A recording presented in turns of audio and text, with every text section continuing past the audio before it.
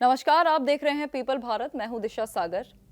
भारत, जिसे दुनिया का सबसे बड़ा लोकतंत्र और संस्कृतियों का संगम कहा जाता है, एक ऐसा देश जहां मंदिर की घंटी, मस्जिद की अजान और चर्च की प्रार्थनाएं सब एक साथ गूंजते हैं। लेकिन क्या इस खूबसूरती को किसी की नजर लग गई है? बीते कुछ दिनों में क्रिसमस के मौके पर देश के अलग अलग कोनों से जो खबरें आई, उन्होंने एक सभ्य समाज के माथे पर चिंता की लकीरें खींच दी हैं। प्रार्थना करते लोगों को डराना, कैरल गाते बच्चों पर हमला करना, क्या यही हमारा भारत है? आज हम इस मुद्दे की गहराई में जाएंगे, शशि थरूर के उस तीखे बयान का विश्लेषण करेंगे जिसने सत्ता के गलियारों में हलचल मचा दी है, और पूछेंगे वो सवाल जो शायद आप भी पूछना चाहते हैं कि नफरत की इन घटनाओं पर सरकार चुप क्यों है। केरल के पलक्कड़ में क्रिसमस की खुशियां मनाई जा रही थी। बच्चे और युवा कैरल गा रहे थे, तभी उन पर हमला हुआ। राजस्थान के नागौर से भी ऐसी ही खबरें सामने आई हैं, जहां धर्म के नाम पर लोगों को धमकाया गया। हैरानी की बात यह है कि ये घटनाएं किसी बंद कमरे में नहीं बल्कि खुलेआम हुई। ईसाई समुदाय जो देश की सेवा, शिक्षा और स्वास्थ्य में हमेशा आगे रहता है, आज उसे अपने सबसे बड़े त्योहार पर डर के साए में रहना पड़ रहा है। आखिर ये नफरत कहां से आ रही है? क्या कुछ मुट्ठी भर लोग हमारे संविधान से भी ज्यादा बड़े हो गए हैं? You know, we are going through a time when sadly there are attacks on Christians in different places of the country. Even in Kerala, there was an attack on a carol singing group in Puducherry, in Palakkad, which is truly shocking. Because when our traditions are attacked, it is not only Christians who are attacked, it is all of us. Every Indian is assaulted. Our constitutional guarantee of freedom of worship, freedom of belief is being attacked, and we must all stand in solidarity. So that is precisely what the government needs to ask itself. I do believe that if the government sets an example through strong law and order enforcement, if they go after the people who do this, those who make inflammatory speeches which are openly on record and reported by the media, those could be prosecuted under existing hate speech laws. Those who conduct acts of violence, intimidation, there is a video of a woman assaulting a blind girl in Chhattisgarh. There is another set of evidence about these carolers in Palakkad. Wherever there is evidence, immediately arrest the perpetrators, prosecute them. Let them suffer in jail at Christmas time while judges are on holiday, so they learn the lesson of not committing acts of violence.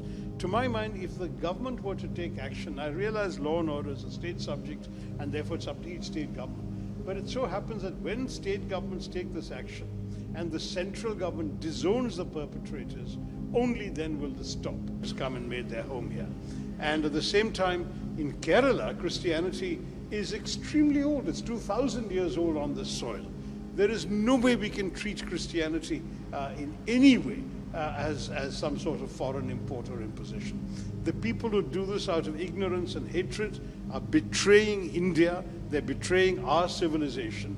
And as a Hindu, let me say, they're betraying the Hindu faith in whose name they came to. इन घटनाओं पर अपनी प्रतिक्रिया देते हुए कांग्रेस सांसद शशि थरूर ने एक ऐसी मिसाल दी जिसने सबको सोचने पर मजबूर कर दिया। उन्होंने महाभारत के द्रौपदी चीरहरण का जिक्र किया। थरूर ने कहा कि जब कौरवों की सभा में अन्याय हो रहा था तो पितामह भीष्म और गुरु द्रोण जैसे बड़े बुजुर्ग मौन थे। आज के हालात को उससे जोड़ते हुए थरूर ने पूछा कि क्या आज की सत्ता में बैठे लोग भी उसी मौन का हिस्सा हैं? उन्होंने सवाल उठाया कि जब अल्पसंख्यकों की धार्मिक स्वतंत्रता पर हमला होता है तो सत्ताधारी पार्टी का नेतृत्व खुलकर इसकी निंदा क्यों नहीं करता? क्या उनकी ये चुप्पी उन कट्टरपंथी ताकतों को बढ़ावा नहीं दे रही है?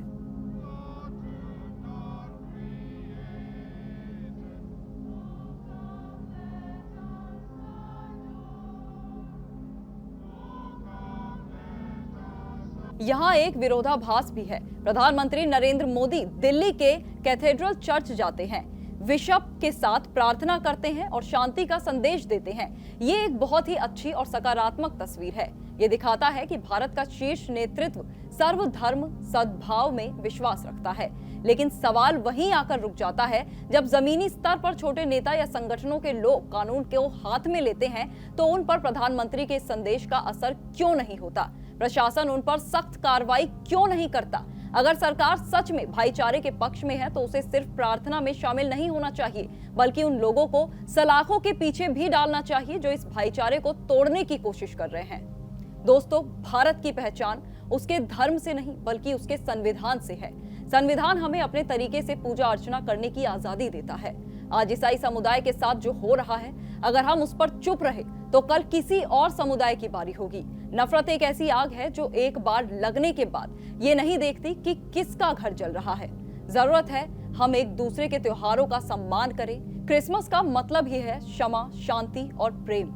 अगर हम ईसा मसीह के इन संदेशों को नहीं समझ पा रहे तो हम खुद को धार्मिक कहने के हकदार नहीं हैं। अंत में हम सरकार से बस इतना कहना चाहते हैं कि राजधर्म का पालन किसी एक धर्म के लिए नहीं बल्कि हर नागरिक के लिए होना चाहिए। चुप्पी तोड़िए और देश को भरोसा दिलाइए कि भारत में कानून का राज है, भीड़ का नहीं। आप इस बारे में क्या सोचते हैं? क्या आपको लगता है कि राजनेताओं की चुप्पी नफरत फैलाने वालों का हौसला बढ़ाती है? अपनी राय कमेंट सेक्शन में हमें जरूर बताइए। जय हिंद, जय भारत, नमस्कार।